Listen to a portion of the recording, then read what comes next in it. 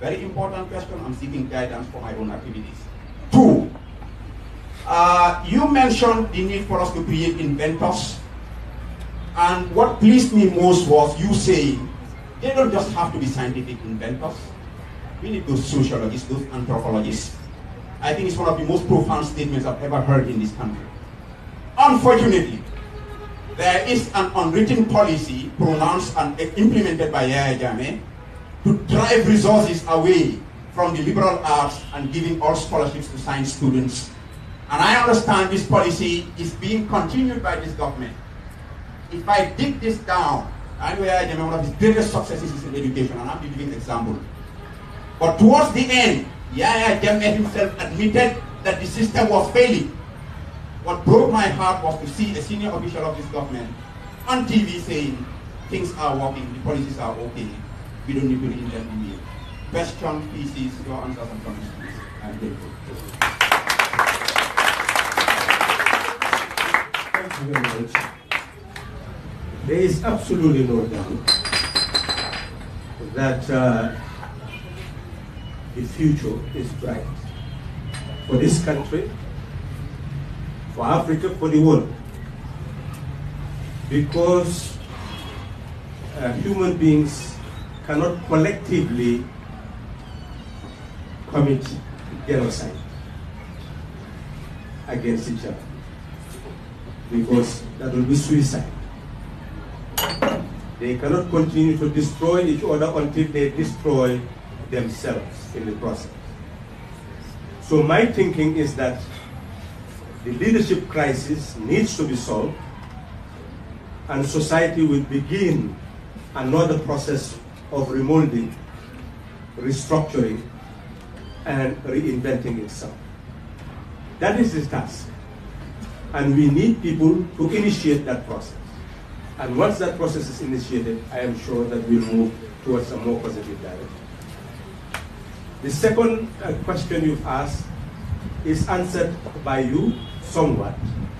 That is the system that prevailed, where a head of state tried to tailor an education system based on his own preferences.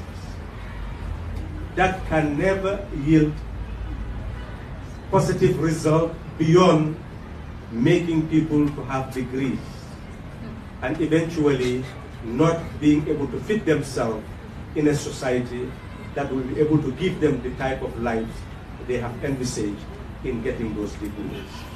And that is why you had many people who had their bachelors, moved into masters, and went to Taiwan, etc. When you come back, the type of income you have will clearly indicate to you that you cannot survive in prosperity with that type of income. In order to expand its absorptive capacity of its talents. Otherwise, you have the brain drain, and that's what is happening. We train people and then lose them. So what is definitely essential now is to have the type of system that will be able to absorb its talents. And it must create the type of talent that it must absorb. So what we now need is a reinvention of the whole education system, from nursery to university.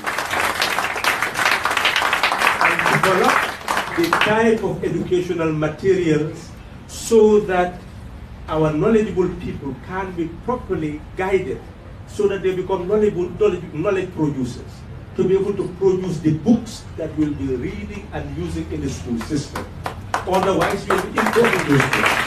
And that means still foreign exchange will be leaving to go to other places.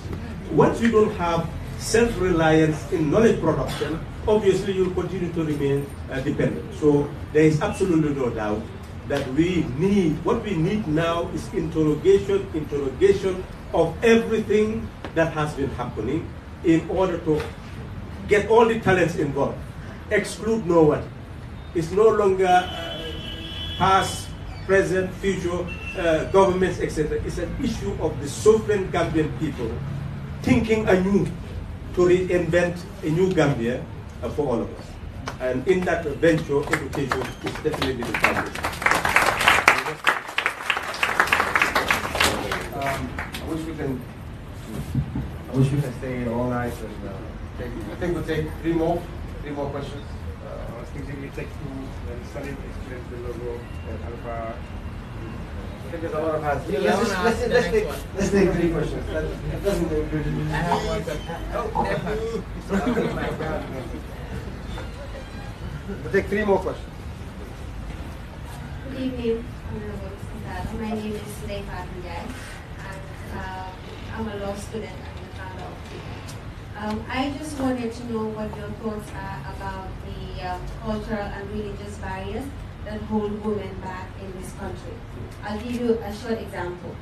In my Islamic family law class at the university, usually when the lecturer is talking about a woman this, a man that, I'm always the one who jumps up from my seat and say, okay, can you explain this? It doesn't make sense to me.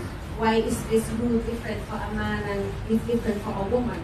That is not fair. So when I say stuff like that, some of my male classmates will say, have given me a name, and that name is she who defies the word of God. Because I always ask questions as to why is this, why is that? It doesn't make sense to me. And so when I asked them, why do you call me that name? They said, because a woman is not supposed to question these things. You don't have the, the capacity, intelligent capacity to ask and comprehend these things. And I just laugh. And I, sometimes I tell them, don't you know that, we've always been superior to you guys. That is my opinion. So I just want to know what your thoughts are about these barriers and how they can be overcome. Yes, it's very important. I think people like you may find it very difficult to cope with such a setting because you have paradigms in thinking, and that is always what needs to be explained by any lecturer on issues of morality, or issues, of that nature. It is important to first define the knowledge base. We call it epistemology. It's a study of knowledge, and you have branches of knowledge. So when you are teaching, you must explain the branches of knowledge you are coming from. You are saying is a religious leader, so that person, that is his paradigm, that is his knowledge base. And everything else is brought from that angle. And you questioning it, that's why they will say, well, you are moving away from your belief, because this is a belief system. It's not a common sense system, it's not a science system, it's a belief system. You have faith in this thing, and this is what its theology is, and this is what the framework. So that it becomes controlled, sealed, and unquestionable. Do you understand? Now, move away from that paradigm and you come to the paradigm of the citizenry. Now, when you talk about the Gambian citizen, nobody questions about the equality of man and woman, because there is only one person, one vote. And we have never seen a man with two votes, unless he is somebody who is a thief. You don't talk about a more important man by having two votes. You talk about somebody who should be taken to jail for breaking the election law. Do you understand what I'm trying to say? So therefore, when you come to the political system of the state, and in a republic, the republic emphasizes that sovereignty in the constitution, sovereignty resides in the people. And then, on section 33, there should be no discrimination based on race, sex, etc. So, those are established principles. So, if a man says that, then the question is, what paradigm is he relying on? So, if the paradigm of the republic, of the state, obviously the republic is saying that all citizens are equal in sovereignty, regardless of your religion, your gender, your ethno-linguistic origin, any origin. And it emphasizes that nobody should discriminate a person on the basis of those characteristics. And it goes beyond that, that you can go to the High Court if any of those rights are violated. So you are empowered by law for your rights to equality to be defended. The rest is just ignorance. Once the knowledge is there of the republic, of the state, you know that as a woman, you cannot be discriminated on the basis of gender. And you can fight it, to get that right. But then when you hold yourself to belong to a religion, Christianity, Islam, Judaism, whatever, you have accepted to concede to the principles of that religion, to be part of that religion. So it means then you cannot be in it and then question those principles unless you are questioning the validity, whether the correct interpretation of those principles is there, and you have a more or better definition. So in that sense, that saves you from getting into that discourse altogether, and just understand and then move to your own way of life if you believe that that does not explain you. And it means too, when you are marrying somebody, you marry somebody who believes the way you do. Otherwise,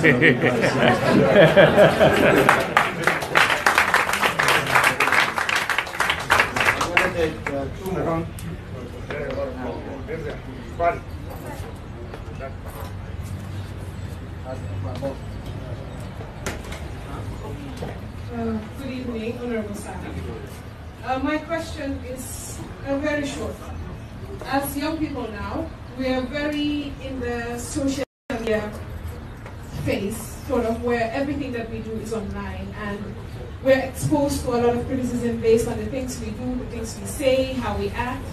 So what I would ask is, what advice do you have for young people in terms of how we deal with criticism, especially negative criticism, in terms of the things we're doing with our lives and with our work, and how? Well, I think you've seen even in the social media, privacy policies here and there, which is meaningless now.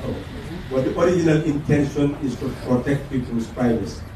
But it has become so social now that clearly privacy has torn asunder. So what is important then is the capacity of the individual to control one's own life. So it means that even the social media must be understood by the person who participates in it. What it means. Are you ready for it? How far should you go in discussing about your private life? Whatever you put in it, know that it is there permanently. Is what you put in there a matter of age? Because there is a socialization process. Something is acceptable when you are a baby, something is acceptable when you are a toddler, something is acceptable when you are at the primary stage, and so all these are stages of your life. We can all come into the social media now. Now, how much do you want out there? And what debate do you want to participate in? I believe I would advise that every young person, just as I have said, the unexamined life is not worth living